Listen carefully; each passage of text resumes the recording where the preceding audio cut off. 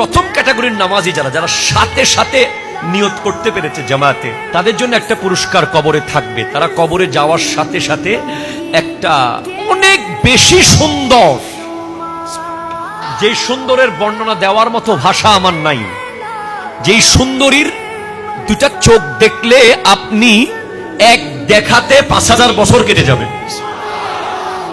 এরকম একটা হুর কবরে বিয়ে দেওয়া হবে ওই ব্যক্তির সাথে। ওই ব্যক্তি জিজ্ঞেস করবে, কিরে তুমি কে? হঠাৎ আমি কবরে আসার সাথে সাথে তুমি চলে আসলে, তুমি কে? সেই সুন্দরী হুর বলবে, আমি তোমার নামাজ। এত দ্রুত এসে গেলে কেন?